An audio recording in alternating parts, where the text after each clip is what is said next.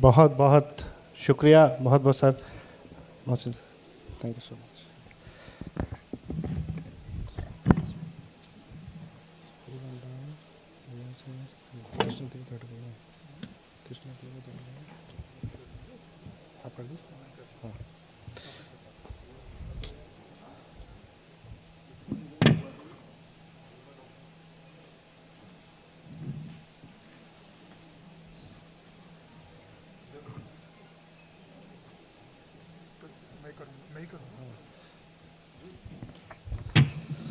तो ये हम अगले दौर में बढ़ रहे हैं और जिस तरह से अभी जो बाकी जो 4 पैनल हुए हैं, अब हम 5वें पैनल की तरफ रहेंगे जिसका नाम है सोशल रिस्पॉन्सिबिलिटी इन पैंडेमिक।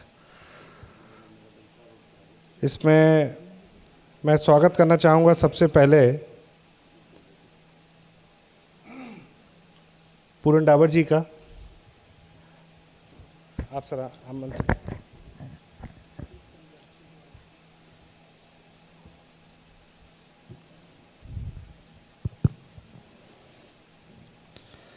साथ ही साथ सर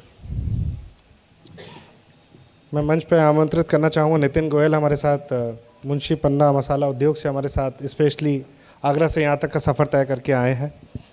ये वो समय था जब मज़दूर और तमाम वो लोग जो अपने इंडस्ट्रीज़ पे डिपेंडेंट थे और लॉकडाउन का वो टाइम था जहाँ पर आप लोगों ने पूरी कोशिश की।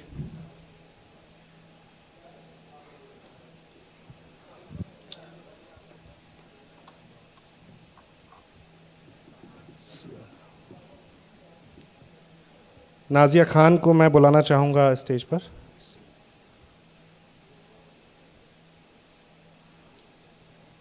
आप महाराष्ट्र मुंबई से हैं और ख़ास तौर से हर्बल्स में स्पेशली बहुत ट्रेमेंडस काम किया है पिछले कुछ ये जो महीनों में। और आखिर में मैं बुलाना चाहूँगा सौरभ जैन हमारे बीच में मौजूद हैं। आप वर्धमान महावीर हेल्थ केयर से हैं, पंजाब से स्पेशली हमारे बीच में हैं सौरभ जैन जी।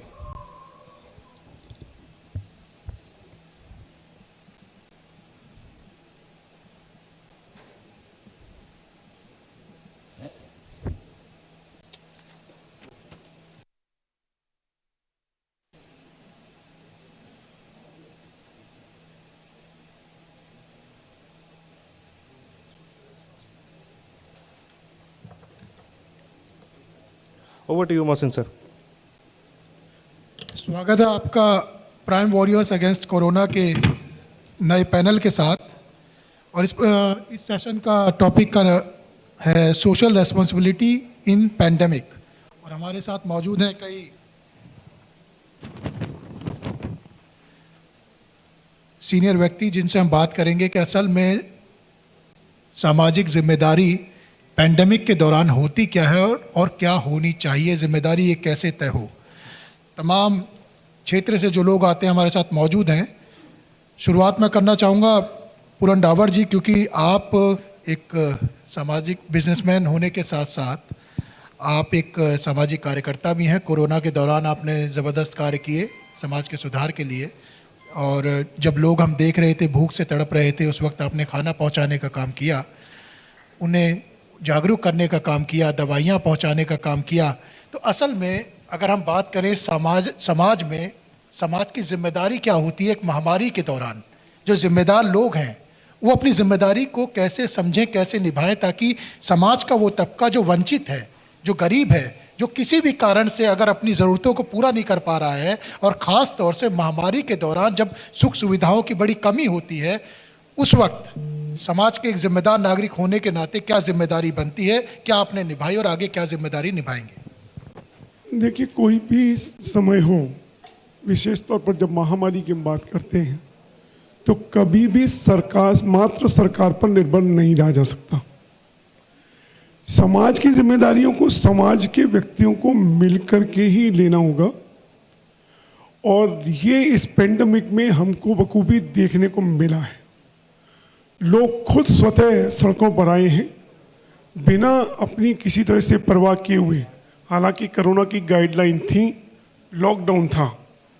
लॉकडाउन में जब स्थिति लोगों ने देखी और विशेष तौर पर जब ये मजदूरों का माइग्रेशन हुआ, उस मजदूरों का माइग्रेशन को जिस तरह से मीडिया ने, आप लोगों ने उसको जनता तक रखा, और इस दुविधा को, इस परेशानी को कोई भी देख नहीं पाया, और सभी लोग, बहुत सारे लोग सड़कों पर आकर के जो कुछ भी संभव था। मेरे साथ था कि हमने अक्टूबर 2017 से एक शुरुआत की हुई थी, SDMT सक्षम डावर मेमोरियल ट्रस्ट में चलाता हूँ। उसमें एक किचन की व्यवस्था की थी हमने, एक व्यवस्थित किचन है उसमें, जिसमें हर घंटे में 6000 रोटी बनाने की एक मशीन, पूरी तरह से राइस कुकर, अनटच्ड एक हाइजेनिक फूड बनता है। वो इस महामारी के समय काम में आया, जहाँ 2000 लोगों का हम लोग उसमें भोजन की व्यवस्था करते थे, 2000 से 3000 तक। वो हम 8 से 10,000 तक रोज लगातार उसमें पहुँचे, और प्रशासन के और पुलिस थानों के माध्यम से उनको वितरित किया गया। और मैं दावे के साथ कह सकता हूँ कि कम से कम आगरा से, और सबसे बड़ा लोड जो था वो उत्तर प्रदेश पर था, कि चाहे पंजाब से हों या दिल्ली से हों, या उत्तर प्रदेश की लेबर काम करती है या बिहार की काम करती है, वो रास्ता आगरा के थ्रू ही था, आगरा से होकर गुजरता था। और मैं विश्वास के साथ कह सकता हूँ कम से कम आगरा से कोई भूखा नहीं निकला। और ये जो सारी व्यवस्था थी, ये भले ही हम कर रहे थे, लेकिन इसमें समाज के लोग सारे खुद जुड़े थे। किसी से कहने की, धन की व्यवस्था करने की ज़रूरत नहीं पड़ती थी, सब खुद कॉल करते थे कि आज 2000 का भोजन मेरी तरफ से होना है, आज 1000 तक भोजन मेरी तरफ से होना है, आज 20 दिन का भोजन, अगले 20 दिन तक का 1000 लोगों का भोजन मैं दूंगा। इस तरह की संवेदनशीलता पूरे समाज ने दिखाई, और आज यही कारण है कि 130 करोड़ का बड़ा देश, जिसमें 80% लोग सड़कों पर काम करके अपना गुजर बसर चलाते हों, और वो इस कष्टों से बाहर निकल सका, और कहीं ना कहीं भारत ने अपनी विश्व में एक अग्रणी भूमिका निभाई, वो समाज का एक बहुत बड़ा योगदान है। ये बहुत बड़ी बात आपने कही कि 130 करोड़ लोगों का एक विशाल देश इस महामारी के बड़े दौर से गुजरा, और एक दूसरे की लोगों ने मिलकर मदद करी, समाज में एक सबने एकजुट होकर मदद करी, बड़ी बात है। लेकिन आपने एक जिक्र किया, एक शब्द लिया, सरकार। और निश्चित तौर से जब भी किसी देश के अंदर कोई महामारी आती है, और ख़ास तौर से हमारे देश का लोकतंत्र, सबसे बड़ा लोकतंत्र जो माना जाता है, तो समाज और जनता आपस में मिलकर काम करते हैं, मदद करते हैं, लेकिन सरकार की तरफ लोग नज़रें उठाकर देखते हैं कि सरकार क्या करने जा रही है लोगों के लिए। और जब सरकार की बात आती है तो हमारे साथ मौजूद हैं यहाँ पर सरकार के वरिष्ठ एक सांसद मस्त जी, वीरेंद्र सिंह मस्त जी, उनके पास मैं आऊँगा। लेकिन उससे पहले, क्योंकि ब्यूरोक्रेसी का बड़ा अहम रोल रहता है, सरकार जो पॉलिसीज़ बनाती है उन पॉलिसीज़ को जनता तक पहुँचाने में ब्यूरोक्रेसी का अपना अहम रोल होता है। और हमारे साथ दुर्गा शंकर मिश्रा जी मौजूद हैं, DMRC के चेयरमैन हैं, सेक्रेटरी ऑफ अर्बन डेवलपमेंट हैं, हाउसिंग गवर्नमेंट के, और वो ऐसे अधिकारी माने जाते हैं जो अपनी जिम्मेदारी को बड़ी गहनता से, बड़ी सीरियसली लेते हैं, और जनता के बीच में रहते हैं, जनता की नब्ज़ को भी बड़ी भली भांति समझते हैं। ऐसे चंद अधिकारी हैं जो जनता के बीच में रहते हुए जनता की के प्रति जो उनकी जवाबदेही है, जो जिम्मेदारी, उसे निभाने का काम करते हैं। दुर्गा शंकर मिश्रा जी, मैं आपसे माइक देने से पहले दुर्गा शंकर मिश्रा जी को, एक हमारे प्रेरणा स्रोत हैं, आगरा के DM रहे हैं बहुत पहले, और उन्होंने उस समय दिया था क्लीन आगरा, ग्रीन आगरा का नारा। और जिस तरह की प्रेरणा के आगरा को दे करके गए हैं, निश्चित रूप से आगरा में बहुत सारे NGOs जो काम कर रहे हैं, आपकी प्रेरणा से काम कर रहे हैं। मैं अपना फर्ज समझता था कि मैं उसको एक्नॉलेज करूं। मैंने इसीलिए कहा प्रोग्राम की शुरुआत में ही कि आपने सिर्फ आगरा की बात करी। आगरा से आगे बढ़ते हुए ये उन चंद अधिकारियों में से हैं जो जनता के बीच में रहते हुए जनता की समस्याओं को सुलझाने के लिए अपनी तरफ से पहल करके उन समस्याओं को सुलझाने का काम करते हैं। और एक महत्वपूर्ण भूमिका जो इस वक्त इनके पास है, secretary of urban development and housing, उसके तहत आपने तमाम कार्य किए हैं जो हमने देखे हैं कोरोना काल के दौरान। हम चाहते हैं सर आप बताएं कि आपने कोरोना काल के दौरान किस तरीके से लोगों के लिए काम किया, मदद किया, सरकार की पॉलिसीज से जनता का फ़ायदा पहुंचाने के लिए कार्य किया, और आगे क्या करने जा रहे हैं। बहुत बहुत धन्यवाद मोहसिन भाई। जैसा पूरन जी ने कहा, मैं 96 टू 98 आगरा में जिलाधिकारी था। उस दौरान मुझे वहाँ की सेवा करने का मौका प्राप्त हुआ, बहुत कुछ सीखने का मौका मिला और वो धीरे धीरे जैसे होता है। अब आज मैं सचिव हूँ पिछले 4 साल से भारत सरकार में आवास एवं शहरी कार्य मंत्रालय का, तो उन अनुभवों से ऊपर उठ करके आदमी बहुत कुछ काम पूरे देश भर के लिए करता है।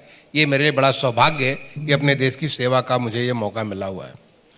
जहाँ तक आपने सरकार का सवाल किया कि सरकार ने इस जो वैश्विक महामारी, ये हमारे देश की नहीं है, पूरे दुनिया को घेर ली है और दुनिया के तमाम सारे ऐसे देश जो कि बहुत ही विकसित देश हैं, उनमें भी इस भयावहता के साथ, इस विभीषिका के साथ इसने जो पकड़ा उसको कैसे उन्होंने एड्रेस किया। आज पूरे दुनिया में भारत ने जैसे इसको एड्रेस किया उसकी भूरी भूरी प्रशंसा हो रही है।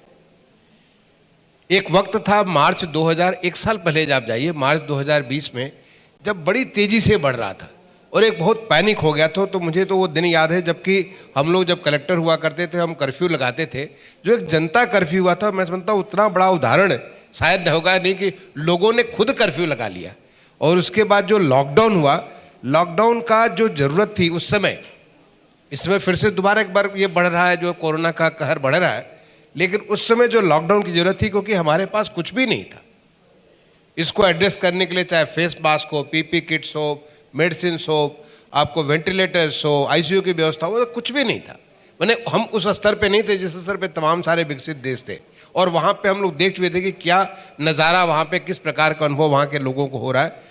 ऐसे में लॉकडाउन के दौरान मैं समझता हूँ कि हमारा देश, माननीय प्रधानमंत्री जी ने ऐसा दुनिया में एक बहुत मजबूत देश के तौर पर उभरा है कि आज सब जगह हिंदुस्तान के बारे में लोग कहते हैं कि हमने अपनी वैक्सीन निकाल दी, हमने तमाम सारी दवाएं दुनिया को दी है, हमने तमाम सारे जो किट्स है, जो आवश्यक चीज़ें उसको हम दुनिया को दे रहे हैं। एक ऐसी चीज़ निकाली और इससे बहुत सारी पॉजिटिव चीज़ निकली। मतलब मैं कहता हूँ कि इसको एड्रेस तो किया ही किया, जो अपने देश में नहीं तो जिस प्रकार से लोगों के प्रेडिक्शन थे कि बहुत बड़ी संख्या में लोग मर जाएंगे, बहुत बड़ी संख्या में नुकसान होगा, ऐसा कुछ हुआ नहीं, बल्कि उसको बड़ी अच्छे से, और मैं समझता हूँ कि इसमें भारत सरकार में जो माननीय प्रधानमंत्री जी ने स्वयं उसकी पूरी नेतृत्व लिया, राज्यों के माननीय मुख्यमंत्रीगण, जो हमारे जो लोकल बॉडी, क्योंकि अर्बन लोकल बॉडी जो शहरी एरिया था उसमें बहुत ज़्यादा था, तो शहरों के हमारे मेयर साहबान, जो वहाँ के सभासदगण, वहाँ का जो म्यूनिसिपल एडमिनिस्ट्रेशन है, सब लोगों ने मिलकर के इतना बढ़िया काम किया, कलेक्टर से इतना बढ़िया काम किया, जिसकी वजह से, और जो सबसे बड़ी चीज़, जैसा कि पूरन डावर जी ने कहा, आपने एक उदाहरण पेश किया आगरा में, ऐसे हमारे तमाम सारे शहरों में जो जनता की नुमाइंदगी लोग करते हैं, उन लोगों ने मिल करके आगे बढ़ करके सारा का सारा काम किया। अब जहाँ तक हमारे मंत्रालय का सवाल है, सबसे पहला तो क्वेश्चन था कि हर घर से जो कूड़ा निकलता है, अब कूड़ा तो निकलेगा, लोगों को डर था कि कूड़े के साथ उसे कोरोना हो जाएगा। तो इतने करीब 20-21 लाख हमारे स्वच्छता के रक्षक हैं पूरे देश भर में, उनको कैसे उससे दूर रखा जाए। तो पहले तो हम लोगों ने इसकी गाइडलाइन जारी की, किस प्रकार से आप करेंगे। और लगातार मैं समझता हूँ कि इस पूरे कोरोना के काल में जो सबसे बड़ी चीज़ मिली कि हमें पता चला कि देश ने पिछले 6 सालों में डिजिटल वर्ल्ड में कितनी प्रगति कर ली है। मैं घर में बैठे बैठे पूरे देश भर से कनेक्टेड होकर के सबसे बात कर सकता था, वैसे जैसे आज यहाँ पे कॉन्फ्रेंस हॉल में हम यहाँ पे बैठ कर के लोगों से बात कर रहे हैं। उसके बाद हमने जो हमारे शेल्टर्स फॉर होमलेस थे, ऐसे लोग जो बेघर वाले होते हैं, उनके तमाम 1 लाख से ज़्यादा लोग हमारे ऐसे शेल्टर्स फॉर होमलेस में पूरे देश भर में हैं। इन लोगों को मुफ्त में खाने के लिए 100 रुपये पर डे के हिसाब से हमने किया, और जब तक लॉकडाउन रहा तब तक ये उसकी व्यवस्था की। तमाम सारी जगह हमारे सेल्फ हेल्प ग्रुप्स, करीब आज की डेट में 50 लाख से ज़्यादा हमारे सेल्फ हेल्प ग्रुप के मेंबर्स हैं। इनमें लोगों ने इतना बढ़िया काम किया कि शहरों में अब मैं बड़े गर्व के साथ आज कह सकता हूँ कि 10 करोड़ से ज़्यादा हमने जो है फेस मास्क बनाए, इतनी तेज़ी से। मैंने जो काम हम ऐसे सोच नहीं सकते थे, उस समय ऐसी स्थिति में लोगों ने आगे बढ़ कर के काम किया।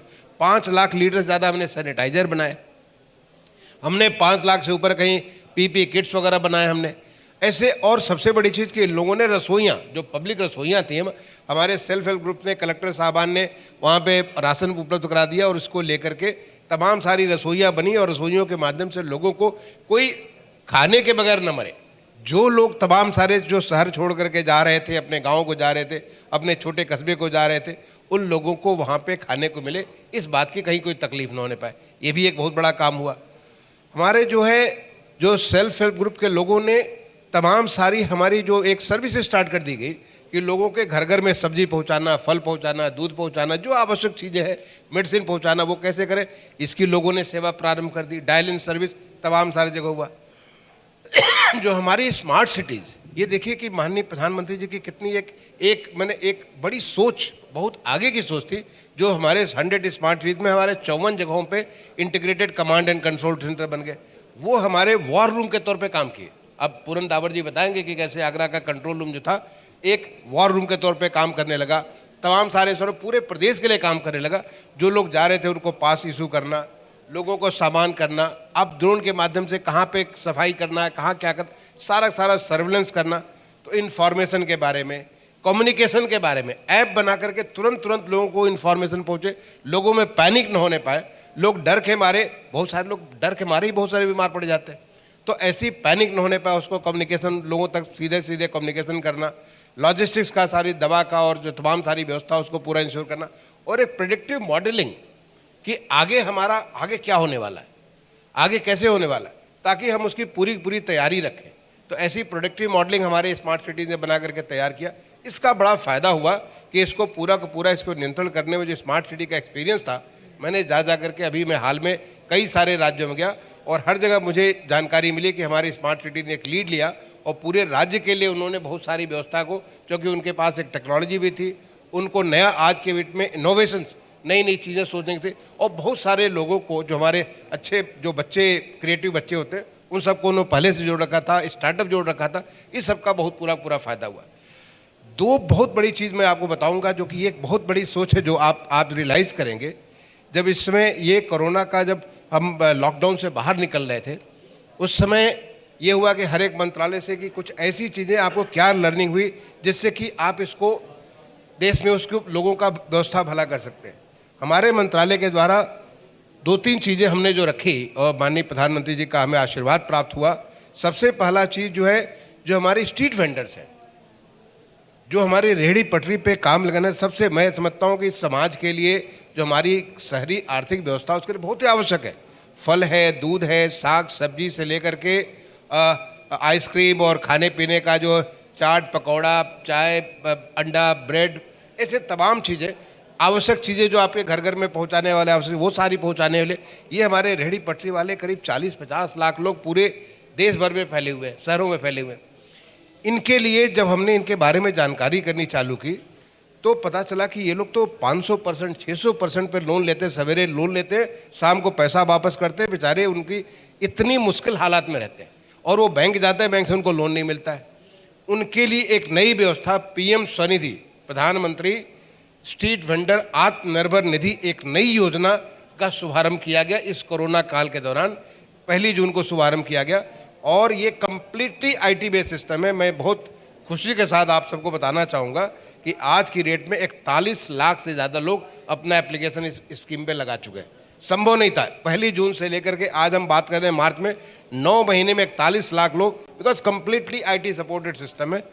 उसमें से 23 लाख से ज़्यादा लोगों का एप्लीकेशन सैंक्शन हो चुका है, और 20 लाख से ज़्यादा लोगों को लोन मिल चुका है। यानी करीब 2000 करोड़ रुपए हमारे रेहड़ी पटरी के भाई बहनों को, जो इतना साधारण लोग हैं, इन लोगों को लोन मिल गया। एक अभूतपूर्व चीज़ हुई। और मैं जहाँ भी जाता हूँ, अभी मैं पिछले हफ्ते में इंदौर और उज्जैन के दौरे पे था, वहाँ मैं रेहड़ी पटरी वाले वो जो खरबूजे से वो उसका रस निकाल करके बेचते हैं, या उसका चाय पकौड़ी खिलाते हैं, उनसे मैं बात कर रहा था। उनकी खुशियाँ देख के इतना, और जिस शहर में जाता हूँ मैं मिलता हूँ, लोगों से बात करता हूँ। अभी हाल में माननीय प्रधानमंत्री जी ने सारे पूरे देश भर में लोगों से बात किया था, हम लोग को चर्चा, इतनी खुशियाँ उन लोगों को, जो बेचारे उन्हें पैसा नहीं मिलता था, आज उन्हें 10,000 रुपये। और सबसे अच्छी चीज़, वो डिजिटल पेमेंट सिस्टम पे आ गए। डिजिटल पेमेंट सिस्टम का मतलब कि उनको जो UPI के माध्यम से वो सारा खरीदते भी, बेचते भी हैं। यानी जनरल हमारी जो अर्थव्यवस्था है, उस अर्थव्यवस्था के साथ पूरी तरह जुड़ गए। आज उन्हें हम 10,000 रुपये का लोन दिया है। समय से वो लोन अदा करेंगे तो उन्हें जो है 20,000 रुपये, फिर 50,000 रुपये मिलेगा। और यही नहीं, जो लोन पे उनको 7% का जो इंटरेस्ट सबवेंशन भी है। समय से उनको जो ये हमारा डिजिटल का प्रयोग करते हैं, डिजिटल पेमेंट प्रयोग करते हैं, उन्हें 100 रुपये तक का इंसेंटिव भी है। यानी कुल लोन उनको एक तरह से 0 इंटरेस्ट पे उनको लोन मिल जाता, वो सारा फ़ायदा ले। तो उसका फ़ायदा सारे के सारे लोग ले रहे हैं। बहुत ही अच्छी एक मैसेज, हमारे ऐसे लोग जितने पिछले 70 सालों में आज़ादी के बाद इस तबके को आज तक किसी ने छुआ नहीं था, और ये तबका हमारा जो कि बहुत अर्थव्यवस्था, इनको मैं तो इन्हें नैनो एंटरप्रेन्योर्स कहता हूँ और इनसे कहता हूँ कि नैनो एंटरप्रेन्योर तो आप अभी हो, आप में एंटरप्रेन्योरशिप तो है। मैं तो बिजनेस नहीं कर सकता हूँ, मुझे कोई कहे कि चाय पकौड़ी की बिजनेस करो, मैं नहीं कर सकता हूँ, कुछ भी नहीं कर सकता हूँ, क्योंकि मेरी स्किल्स कुछ और है। इनमें रिस्क लेने की उनकी शिद्दत है, इनमें वो एंटरप्रेन्योर की व्यवस्था है। अगर वो और अच्छा करेंगे तो कल को वो छोटे एंटरप्रेन्योर बन जाएंगे, यानी मिनी एंटरप्रेन्योर बन जाएंगे, बाद में स्मॉल एंटरप्रेन्योर बनेंगे, वो आगे के लिए व्यवस्था बढ़ सकते हैं, जो आर्थिक सीढ़ी उसके ऊपर काफ़ी बढ़ सकते हैं। ये एक बहुत बड़ा फायदा हुआ। दूसरा, जो इतने सारे लोगों को हमने देखा कि बड़े शहरों से छोटे शहरों में या अपने गाँव में लोग शिफ्ट कर रहे थे, क्यों जा रहे थे? क्योंकि वो रह रहे थे इनफॉर्मल सेटलमेंट में रह रहे थे, वो झुग्गी झोपड़ियों में रह रहे थे, वो ऐसे जगह रह रहे थे जहाँ पे इतनी तंग गलियाँ थी, इतनी सारी दिक्कतें थी। एक तरफ तो कोरोना और दूसरे तरफ और भी सब सारी दिक्कतें थी। इस वजह से उनको लगा कि मैं अपनी पहले तो जान बचाऊं, जान है तो जहान है, पहले हम जान बचाऊं, उसके बाद हम आकर के करेंगे। और नतीजन ये कि जब उनके बारे में हमने अध्ययन किया और अध्ययन करके जो चीज़ एक रखा माननीय प्रधानमंत्री जी के सामने कि क्यों नहीं हम लोग एक एफोर्डेबल रेंटल हाउसिंग कॉम्प्लेक्सेस की योजना शुरू करें। और ये योजना जो है जो चालू की गई ताकि गरीब लोग जो है अर्बन पुअर या अर्बन माइग्रेंट, उनके लिए स्कीम लाई गई और मुझे खुशी है, इसको हम लोग अगस्त के महीने में शुरुआत की है और अभी तक ऑलरेडी करीब 4000 से ज़्यादा हमारे ऐसे जो पुराने मकान जो बने हुए थे जो कि कंप्लीट थे लेकिन कोई खाली नहीं था, उसको अफोर्डेबल रेंटल हाउसिंग कॉम्प्लेक्स के तौर पे तमाम सारे हो चुके हैं। अभी हाल में हमने लोगों को एक मौका दिया, एक इंसेंटिव स्कीम के तहत करीब 80,000 लोगों के एप्लीकेशन से हमें प्राप्त हुए। मुझे लगता है कि ये स्कीम से लोगों को जहाँ पे जैसे कि स्कूल के यूनिवर्सिटी के बच्चे हैं, अब बच्चों को नहीं मिलता तो जाकर के अपना पैसा बचाने के लिए ऐसी जगह पर रहते हैं, तो इन बच्चों के लिए, मजदूरों के लिए, जो हमारे तमाम सारे लोग आते हैं शहरों में आते हैं, उनके लिए इस जगहों पे रहने की जगह, उनके लिए एक अच्छा डिग्निफाइड ऐसी जगह, साफ़ सुथरा अच्छी जगह मिलेगी। वो भी एक बहुत बड़ा मैं समझता हूँ उसका फ़ायदा हुआ। तो सरकार ने एक बहुत ही, मैं समझता हूँ कि हेल्थ के अलावा, मैं तो नॉन हेल्थ चीज़ों के बारे में बात कर रहा हूँ, काफ़ी कुछ इसमें एक्शन लिया है और इसका नतीजा है कि देश में लोगों को सब कुछ साफ साफ दिख रहा है कि कैसे हमने इसको कॉम्प्रिहेंसिवली एड्रेस करने की कोशिश की है। आपने सर बड़ी ही विस्तृत जानकारी दी कि सरकार ने आपके मंत्रालय के माध्यम से किस तरीके से अभूतपूर्व योजनाएं बनाई और उन अभूतपूर्व योजनाओं का क्रियान्वयन आपने किस तरीके से किया। आपके पास दोबारा हम आएंगे और ये जानने की कोशिश करेंगे, क्योंकि आपने ये बता दिया कि आपने क्या क्या किया, आने वाले समय में आप क्या क्या करने वाले हैं, ये आपके पास दोबारा आएंगे और हम जानने की कोशिश करेंगे। उससे पहले हम चलते हैं वीरेंद्र सिंह मस्त जी के पास, क्योंकि जब भी कोई पेंडेमिक टाइम आता है, जब भी कोई महामारी का समय आता है, तो सामाजिक जब जिम्मेदारी की बात होती है तो जनता अपने प्रतिनिधि की तरफ ज़रूर देखती है। सरकार से उम्मीद होती है लेकिन प्रतिनिधि उनके ज़्यादा करीब होता है। और वीरेंद्र सिंह मस्त जी को जितना मैं जानता हूं, वो सांसद बनने के बाद भी दिल्ली में कम और अपनी जनता के बीच में, क्षेत्र में ज़्यादा रहते हैं। और हमने कोरोना काल के दौरान भी देखा कि आप अपने क्षेत्र में लोगों के बीच में रहे, किस तरह के से लोग आपके पास आते थे या अपनी परेशानियां बताते थे, या आपने वहां पर किस तरीके से लोगों की मदद करी, या लोगों से आप क्या कहना चाहते हैं, हम भी जानना चाहेंगे वीरेंद्र सिंह मस्त जी कि आपके क्षेत्र में खास तौर से कोरोना काल के दौरान आपने किस तरीके से अपनी जिम्मेदारी का निर्वहन किया।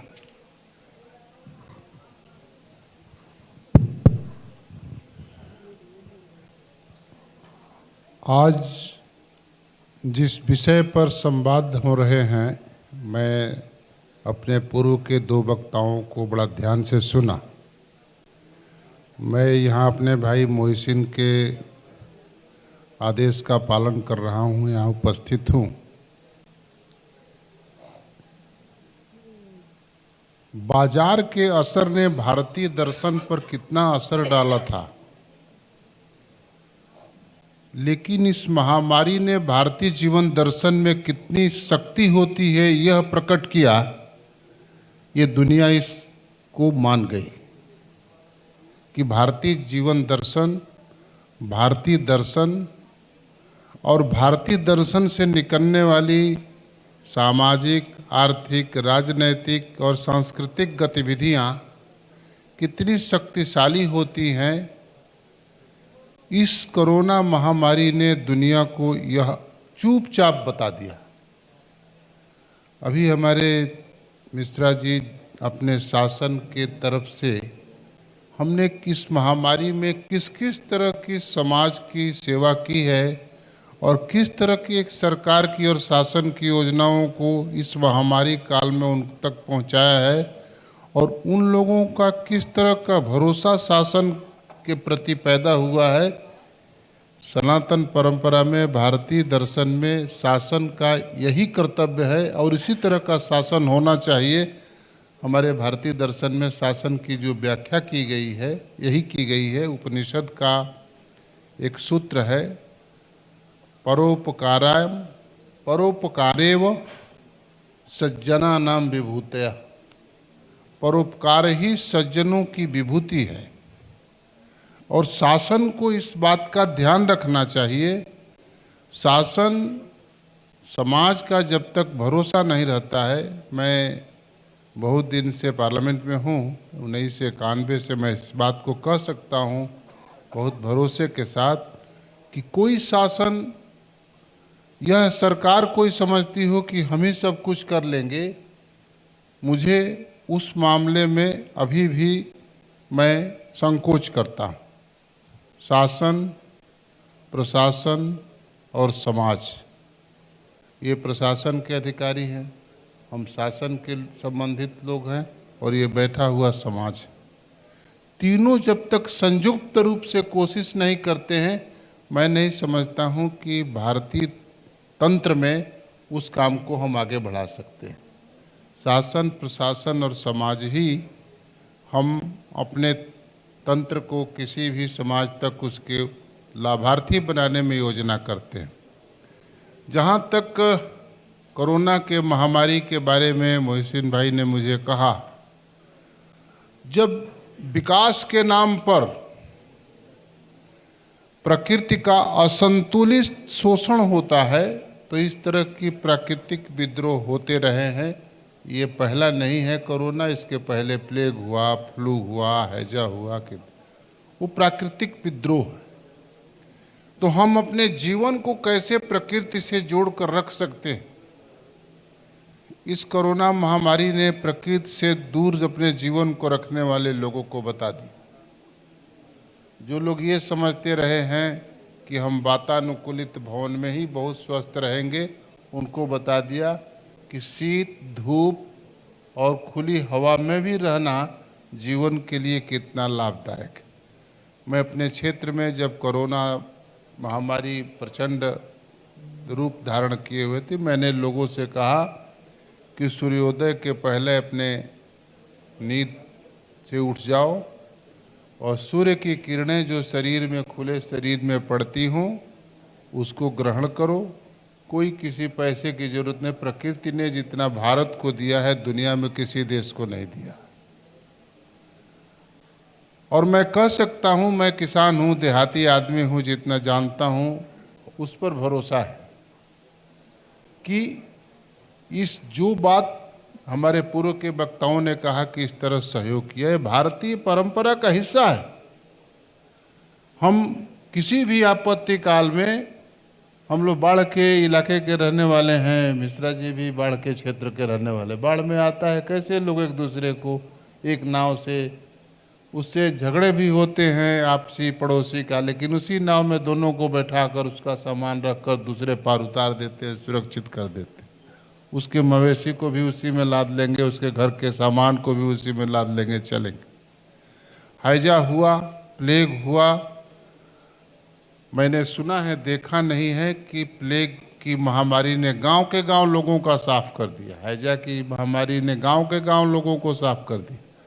आज हमारे मित्र रामकृष्ण दुबे बता रहे थे कि कैसी बीमारी है, घर में जब किसी को कोरोना हो जाता है तो जो घर के लोग उसको देखभाल करने के लिए लालायित रहते थे, उसको आइसोलेशन के नाम पर अलग करके ले जाते थे। ये सोचने का विषय है कि किस तरह की परिस्थितियां पैदा हो। लेकिन हमारे देश में समाज की एक परंपरा है परोपकार करने की, एक दूसरे के सुख दुख में शामिल होने का और सुख दुख बांटने का। वो कोई पदार्थ नहीं होता है, लेकिन मानसिक तौर पर हम किस तरह उसको बांट करके एक दूसरे का धैर्य, उस दूसरे को सांत्वना दिलाते हैं, ये भारतीय परंपरा का हिस्सा है। जनप्रतिनिधि के नाते भारतीय लोकतंत्र ने जो जनपत्री की जवाबदेह जिम्मेदारी दी है, उसमें इसी सांत्वना को आगे बढ़ाते हुए समाज को हम आगे ले चलने की कोशिश करते हैं एक सामाजिक कार्यकर्ता के नाते। आर्थिक विकास, सामाजिक विकास, राजनीतिक विकास, सांस्कृतिक विकास तो एक उसका बड़ा हिस्सा है, लेकिन हम समाज में भरोसा कैसे पैदा कर सकते हैं? शासन के नीतियों के द्वारा जो हमारे पूर्व के वक्ताओं ने बताया कैसे कैसे लोग काम किए हुए हैं, वो भारत में काम करने का समाज का एक कर्तव्य भी है, और कर्तव्य बोध भी उसको ये होता है कि हम किस तरह के काम करते हैं, और लोगों में एक सांत्वना का भी बोध होता है। समाज में काम करने से उसको सांत्वना होते हैं, वो भी एक प्रकार का व्यक्ति का, समाज का कर्तव्य होता है। ये हमारा दर्शन है, भारतीय दर्शन, ये भारत की फिलॉसफी है, सोशल फिलॉसफी। इसलिए कोरोना ने भारतीय दर्शन की ताकत को दुनिया में स्थापित किया है। प्रकृति को सुरक्षित, संरक्षित रखना, जल, जंगल, जमीन, जानवर, जन, ये सुरक्षित रहे। मैं अपने पूर्व के वक्ताओं के साथ अपने को संबद्ध करते हुए आपसे एक प्रार्थना करूंगा, अपने जीवन को प्रकृति से जोड़िए। प्रकृति से जोड़ने का मतलब मैं ये कहूँगा कि प्रातः काल सूर्योदय के पहले अपना जागरण हो ही जाना चाहिए। सूर्योदय की किरणें आपके शरीर पर पड़ें, जिसको भोजपुरी में हम लोग कहते हैं कि शीत घाम लगना चाहिए, तो व्यक्ति को शीत घाम लगना ही चाहिए। स्वास्थ्य का एक बहुत बड़ा आधार होता है। मैं आपको स्वस्थ दिखता हूँ ना, उसका बड़ा कारण है कि मैं प्रकृति से जीवन को अपने को जोड़ के रखता हूँ। मैं प्रकृति से जीवन को, हमारा भाई मोहसिन हमको कभी तलाशता है तो मैं कहता हूँ मैं गाँव पे हूँ बाबू अभी, तो क्या कर रहे हैं? तो मैं बताता हूँ कि दूध हल्दी गर्म करके पी रहा हूँ, वो चिवड़ा दही खा रहा हूँ। जो अपने देश में गांव में पैदा होने वाले अनाज हैं उसका सेवन करें। देखिए, कोरोना के महामारी में सारे आर्थिक व्यवस्था चौपट हो गई, लेकिन कृषि अर्थव्यवस्था और ग्रामीण अर्थव्यवस्था भारत की इतनी शक्तिशाली है जो देश को अपने मुकाम से पिछड़ने नहीं दिया, जिसको हमारे मिश्रा जी कह रहे थे। वो कृषि अर्थव्यवस्था की ताकत, वो ग्रामीण अर्थव्यवस्था की ताकत है, और कृषि अर्थव्यवस्था, ग्रामीण अर्थव्यवस्था ही इस देश को ताकतवर भविष्य में भी कर सकती है। जैसे आपने रेहड़ी वालों को सहयोग देकर, मैं अपने क्षेत्र में बहुत सारे छोटे छोटे दुकानदारों को जो सड़क पर, पटरी पर काम करते हैं, इनकी योजना से उनको लाभार्थी बनाया है। वो कितने उनके दिमाग में उनके भरोसा, उनके मन में भरोसा पैदा हुआ शासन के प्रति, मैं कह नहीं सकता। नहीं जानते नहीं थे कि कोई शासन मेरी भी चिंता करता है। मैं किसान हूँ, 6,000 रुपया मैंने प्रधानमंत्री जी से निवेदन किया किसानों को। आषाढ़ का, कार्तिक का महीना, हम लोग पूर्वी उत्तर प्रदेश से आते हैं, रबी और खरीफ के खेत की बुआई का समय होता है। किस तरह की कठिनाई होती है छोटे किसानों को, बड़े किसानों को, लेकिन 6,000 रुपया सालाना जाता है तो उसका कार्तिक का महीना, आषाढ़ का महीना, एक परिवार में जितने खतौनी में नाम है लोगों को मिल जाता है, तो कोई कठिनाई नहीं होती, तो भरोसा पैदा होता है। शासन के कार्यक्रमों से समाज को जब भरोसा पैदा होते हैं तो इस तरह की कठिनाइयों के सामना करने की शक्ति समाज में स्वाभाविक तौर पर पैदा ही हो जाती है। समाज को शासन से इतनी ही अपेक्षा होती है, बहुत अपेक्षा नहीं होती। इसलिए मैं यही कहूँगा कि प्रकृति ने जितना भारत को दिया है दुनिया में किसी को नहीं दिया है। आप सब लोग यहाँ जागरूक नागरिक भारत के बैठे हैं। प्रकृति के संरक्षण और सुरक्षा के लिए आप भी जरूर रोज कोशिश करिए, अपने जीवन को प्रकृति से जोड़ कर रखिए।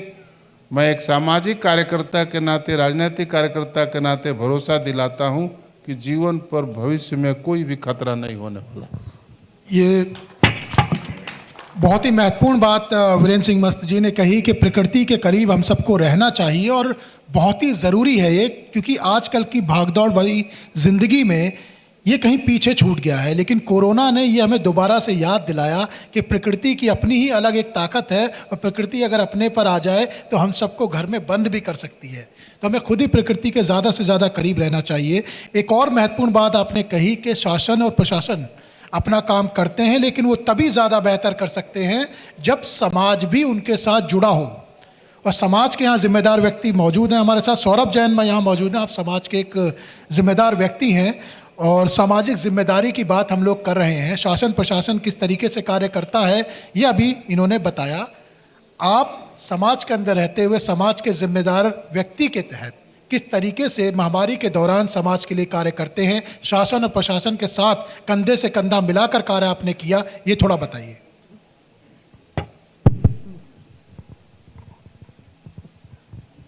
मैं आपका सौरभ जैन पटियाला पंजाब से हूं और एक छोटा सा अस्पताल वर्धमान महावीर हॉस्पिटल चलाता हूं। मैं मंच पर विराजमान अपने सभी सीनियर्स को प्रणाम करता हूं और यहां पे देश की इस पेंडेमिक में इस अर्थव्यवस्था को विचार विमर्श करने के लिए जो लोग पधारे हैं मैं उनको भी प्रणाम करता हूं। और सबसे बड़ा प्रणाम मैं इस 130 करोड़ देशवासियों को प्रणाम करता हूं प्राइम न्यूज़ के माध्यम से, जिन्होंने इस कोरोना की महामारी में भूखे रह के और अपने परिवारों के महत्वपूर्ण मेंबरों को खो के भी संयम बना के रखा। मैं एक बार फिर से उस पूरे देश की जनता को प्रणाम करता हूँ। प्रणाम करता हूँ उस पंजाब की धरती को, प्रणाम करता हूँ उस मजदूर को, प्रणाम करता हूँ उस लेबर क्लास आदमी को जिसको दिहाड़ी भी नहीं मिली, जिसको अपने घर बैठना पड़ा और वो अपने बच्चों का कैसे पेट पालता रहा। मैं उनको प्रणाम करता हूँ। प्रणाम करता हूँ उन होटल इंडस्ट्री को, उन रेस्टोरेंटों को, उन मॉल के मालिकों को जिन्होंने करोड़ों रुपए की अर्थव्यवस्था खराब होने के बावजूद अपने एम्प्लॉइयों को सैलरी दी है। मैं उनको भी प्रणाम करता हूँ। मैं प्रणाम करता हूँ उन डॉक्टरों को जिन्होंने बॉर्डर पे जैसे फौजी लड़ता है ऐसे इस कोरोना की महामारी से जो लड़ते रहे, जो डटे रहे और अपना सर्वस्व निछावर करके अपने प्राण भी देश के लिए दे दिए। मैं प्रणाम करता हूं उन सफाई कर्मचारियों को जिन्होंने इस पेंडेमिक में अपनी जान की परवाह न करते हुए इस देश को महामारी से बचाया और कूड़े की व्यवस्था बना के रखी। मैं प्रणाम एक बार फिर उनको करता हूं। प्रणाम करता हूं उन पुलिसकर्मियों को जिन्होंने पुलिस नाकों पे खड़े हो के लोगों को मास्क लगा के, सैनिटाइजर लगा के उनकी हेल्प की। उनको भी मैं प्रणाम करता हूं। प्रणाम है उन फौजियों को जब चाइना कोविड की इस महामारी में देश पर टेढ़ी निगाह कर देख रहा था और हमारा देश का फौजी वहां पर डटा रहा। एक बार फिर प्रणाम है उन फौजियों को। बात करते हैं हमारी सरकारों की जिन्होंने देश को 70 साल पीछे कर दिया, फिर भी देश की जनता अड़ी रही। मैं प्रणाम करता हूं देश के प्रधानमंत्री नरेंद्र जी मोदी जी को जिन्होंने देश की जैसी भी व्यवस्था थी उसमें एक देश का एक लीडर की तरह नेतृत्व किया कि उन्होंने देश को संयम बना के रखा। चाहे वो दीपक जलवाए, चाहे वो घंटियाँ बजवाई, उन्होंने देश की जनता का मोरल डाउन नहीं होने दिया। मैं प्रणाम करता हूं नरेंद्र मोदी जी को जिन्होंने देश के लिए पहली सरकार में कि एक ऐसी महामारी में तुरंत ऐसी वैक्सीनेशन बनवाई जो भारत को तो छोड़ो देश विदेशों में भी सप्लाई करवाई है। तो मैं आप लोगों को यही कहूँगा कि इस कोरोना की महामारी में दो रूप जनता के, डॉक्टर्स के, पब्लिक के, नेताओं को देखने को मिले। मैक्सिमम नेता जब गरीब मर रहा था, जब गरीब सड़कों पे था, मैक्सिमम नेताओं की रिपोर्ट कोरोना पॉजिटिव आ चुकी थी और वो घरों से बाहर नहीं निकले। उस गरीब को कोरोना हुआ या नहीं हुआ, मैक्सिमम नेताओं की रिपोर्ट पॉजिटिव आई क्योंकि उनको घर से निकलना नहीं पड़ता था। मैं प्रणाम करता हूँ उन उद्योगपतियों को, उन सामाजिक संस्थाओं को जिन्होंने कोरोना की इस महामारी में अपना घर भी लुटाकर गरीबों को खाना खिलाया, राशन बांटा। और मैं नसीहत देता हूं उन राजनेताओं को जिन्होंने एक एक आटे की थैली बांट के भी 10 बार फोटो खिंचवाए हैं। मैं आप लोगों को वर्धमान अस्पताल की तरफ से मैं उन डॉक्टरों को फिर प्रणाम करता हूं। मैं प्रणाम करता हूं अपने अस्पताल के 190 कर्मचारियों को, डॉक्टरों को जिन्होंने कोविड की इस महामारी में एक भी दिन वर्धमान अस्पताल की इमरजेंसी बंद नहीं की। और जिले का पहला अस्पताल था, प्राइवेट अस्पताल। जब डॉक्टरों को डर लग रहा था, कई डॉक्टरों की आवाज़ आती थी कि मरीज बाद में देख लेंगे, बचे तो पैसे फिर कमा लेंगे, ये वर्धमान अस्पताल पटियाला के जिले का पहला अस्पताल था जिसने ना एक भी दिन इमरजेंसी बंद करी और प्राइवेट में सबसे पहले पेशेंट रखकर लोगों की जान बचाई। मेरा 50 बेड का हॉस्पिटल था, 86 पेशेंट एक एक दिन में कोरोना के हमने एडमिट किए हैं। मैं प्रणाम फिर करता हूँ अपने उन डॉक्टरों को और देश की इस जनता को कि उन्होंने इस पेंडेमिक में जो संयम बना के रखा, जो धैर्य बना के रखा, सत सत नमन है। सौरभ जी, आपको और आपकी पूरी टीम को प्राइम न्यूज़ की तरफ से साधुवाद कि आपने कोरोना जैसे कठिन समय में समाज के लिए, लोगों के लिए शानदार काम किया। आपको एक बार फिर बहुत बहुत मुबारकबाद, बहुत शुभकामनाएं। हमारे साथ नाजिया खान भी मौजूद हैं। आप एनजीओ चलाती हैं और लोगों के बीच में रहकर लोगों की भलाई के लिए काम करती हैं। आपने किस तरीके से काम किया और क्या मैसेज आप देना चाहती हैं समाज में, ख़ासतौर से पेंडेमिक टाइम में अपनी जिम्मेदारी को समाज के लोग निभाएं इसके लिए? नमस्कार, I am Nazia Khan, founder of NK herbal. मैं समझती हूँ भूख से बचोगे तो कोरोना से लड़ोगे। तो ज़रूरी एक हमारा बहुत बड़ा वर्ग है जो कि रोज़ दिन से सुबह से लेकर रात तक कमाता है और उसी कमाई से वो अपने घर का खर्चा चलाता है। तो उस वर्ग को हम नहीं भूल सकते, मतलब उस वर्ग पे हमारा पूरा ध्यान होना चाहिए। और जैसे हमारी कंपनी जो एनके हर्बल फॉर जो है, उस टीम ने उस वर्ग को टारगेट किया। तो हमने जितने भी स्ट्रीट पर जो रोज़मर्रा का काम करने वाले लोग थे, जिनकी ब्रेड एंड बटर रोज़ की कमाई होती थी, जो वो नहीं कर पा रहे थे और उस वजह से उनको खाने पीने की बहुत परेशानी थी, तो हमने सिर्फ उन्हीं लोगों को टारगेट करके उनका इन सब चीज़ों का ध्यान रखा। और हमने इसको एक पॉजिटिव वे में भी लिया कि ये एक बहुत अच्छा मौका है नेकी कमाने का, पुण्य कमाने का। हम उस तरह से भी इसको देख सकते हैं कि जितना हो सके हमें अपनी तरफ से ज़रूरतमंद लोगों की मदद करना चाहिए। किसी का इंतज़ार नहीं करना चाहिए कि मतलब गवर्नमेंट नो डाउट कि सब कर रही है, लेकिन जो आपसे बन सकता है आप वो ज़रूर करें। बहुत ज़रूरतमंद लोग हैं आसपास जिनको खाने तक की भी उनकी रिक्वायरमेंट पूरी नहीं हो पाती है, तो बहुत ज़रूरी है कि आप उस वर्क का ज़रूर ख्याल रखें। बाकी सब जो गाइडलाइंस आती हैं उसको इम्प्लीमेंट करें, अप्लाई करें, लेकिन ऐसा कुछ नहीं होना चाहिए कि कोई भी इस परेशानी से भूखा रह जाए। तो वो हम सबकी भी जिम्मेदारी बनती है कि हमें उस चीज़ का ख्याल रखना चाहिए। जो भी आपके आसपास या जो भी इस तरीके की परेशानी में हो, जिसके पास रोज़गार ना हो या कोई सोर्स ऑफ इनकम ना हो, तो एटलीस्ट उसे फूड तो प्रोवाइड कीजिए। बिल्कुल बिल्कुल। खाना तो सबकी ज़रूरत है और वो प्रोवाइड होना चाहिए। और जैसे कि यहाँ बताया गया कि समाज में सबको, हर वर्ग को मिलकर काम करना होता है, ख़ासतौर से जब पेंडेमिक टाइम होता है। तो ऐसा नहीं है सिर्फ डॉक्टर्स या एनजीओ या अधिकारी और नेताओं ने काम किया हो, बहुत सारे व्यापारी हैं जो जिन्होंने बढ़ चढ़ कर इसमें हिस्सा लिया, काम किया। हमारे साथ मौजूद हैं मुंशी पान मसाला से नितिन गोयल जी, जिन्होंने भी इस पेंडेमिक टाइम के दौरान बढ़ चढ़ कर हिस्सा लिया था, लोगों की भलाई के लिए कार्य किया था। आपसे मैं जानना चाहूँगा किस तरीके से आपने कार्य किया और क्या आप मैसेज समाज को देना चाहते हैं? नमस्कार, मैं नितिन गोयल, मुंशी पन्ना मसाला उद्योग प्राइवेट लिमिटेड, आगरा से। ये वक्त, कोरोना वक्त जो था वो एक पूरी वैश्विक महामारी सभी के लिए बहुत कठिन वक्त था और पूरे शिद्दत से, पूरे उससे इसमें सभी पूरे देशवासियों ने अपनी अपनी सेवा का योगदान दिया और मजबूती से पूरे देश की शक्ति का प्रदर्शन भी पूरे विश्व के आगे रखा। हमारे मसाले का कार्य है और कोरोना में ह्यूमिडिटी बढ़ाने के लिए इससे बड़ा महत्वपूर्ण योगदान मसाले का भी रहा है। और जिस नेटवर्क के साथ हमारे कम से कम 200 से 250 डिस्ट्रीब्यूटर इस पूरे कार्य में, सेवा में, और सभी जो रेस्टोरेंट वगैरह थे या ढाबे वगैरह थे पूरे आगरा के सराउंडिंग 200 किलोमीटर एरिया में, जिन लोगों ने एक सेवा के रूप में हम लोगों को योगदान दिया, उन्होंने अपनी किचन वगैरह जो हमको प्रोवाइड कराई।